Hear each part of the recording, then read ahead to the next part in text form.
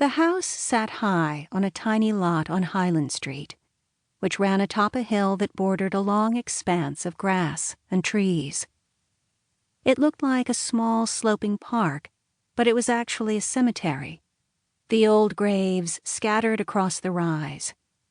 Unless you were squeamish about graves, Sam wasn't.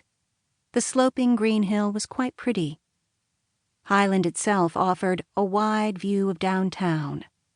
You could see the steeples of churches, and you could see how the small city was in a valley surrounded by hills. You could even see the kidney shape of Onondaga Lake, although it was often partly obscured by low-hanging clouds. If you turned your head to the left, or if you looked out the side windows of the house, you could see Syracuse University up on another hill. You would locate it by the quilted low white bubble of the Carrier Dome, named for the nearly absent Carrier Corporation. All that remained were a handful of jobs, the Dome and Carrier Circle, a treacherous traffic roundabout that Sam hated. Soon after you spotted the Dome, you would notice the various spired and turreted campus buildings. The decision to leave her husband, the act of leaving, really, began the moment she made an offer on the house. It was a Sunday. Sam woke up at 5 a.m., unable to continue sleeping. She attributed this unnecessarily early waking to the approach of menopause. Her period still came each month, but odd things had started changing in her body, even her brain, one of which was suddenly becoming awake at 5 a.m. on a Sunday, her mind shaking off sleep with unnegotiable clarity, as if she had already drunk a cup of coffee. And just as with coffee, she felt alert, an adrenal burst. But she could also feel the fatigue underneath it all, the weariness. That morning the wood floor was cold against her bare feet, but she couldn't find her slippers. It was still dark. She tried not to wake her husband. She used her phone to illuminate the way to the bathroom. She peed, flushed, washed. She brushed her teeth without looking in the mirror. She pushed up the blinds to peek outside. The sky was gradually lightening with the dawn, and half a foot of snow had fallen overnight. It was one of those Syracuse March snow dumps.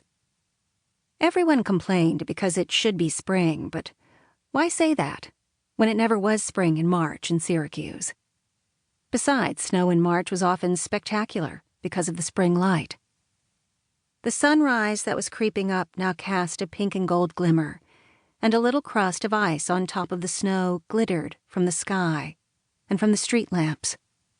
The trees, the roofs of the houses, even the salt-crusted cars looked beautiful. And like most spectacularly beautiful effects, it was almost too much, too dramatic, nearly lurid.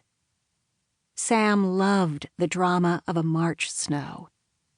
March meant the sky would be bright, blindingly bright, not the cloudy darkness of January or the dingy gray monotony of February, the worst month.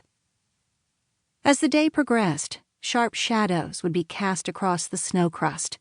Your eyes would squint from the brightness, and with no wind, you might unzip your coat. Syracuse in these moments could be a Colorado ski slope.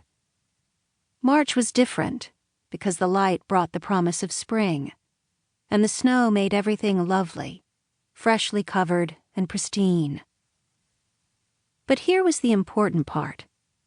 Sam figured that she was the only person on Earth who thought March snowstorms were wonderful, and this made her feel a bit proud of herself.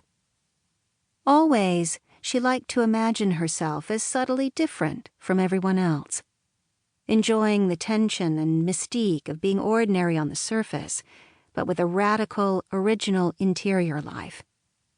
For example, back when Sam used to shop the sales at the Talbots in DeWitt with the other suburban ladies of her class and age, she separated herself. Sure, Sam had discovered that the classic A-line, or sheath dresses made of solid-colored Ponte knits, were so forgiving, so flattering, that tragic word, to a grotesque midlife misshapenness, a blurriness, a squareness, really. But despite being there and shopping because of an insider email blast notification of a super sale, Sam believed that she was different from the other women.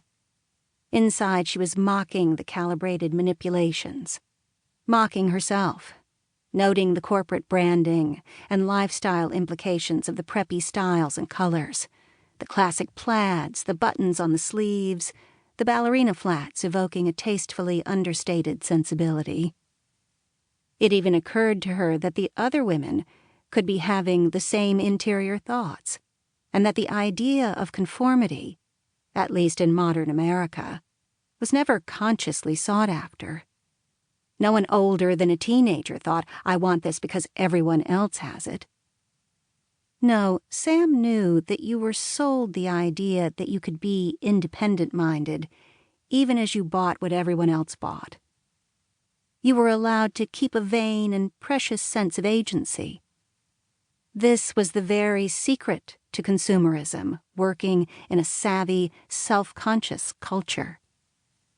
Her sense of resistance was as manufactured as her need to buy flattering clothing. Nevertheless, Sam also believed that her having such self-critical, self-reflexive thoughts as she shopped set her apart from the other women. Surely.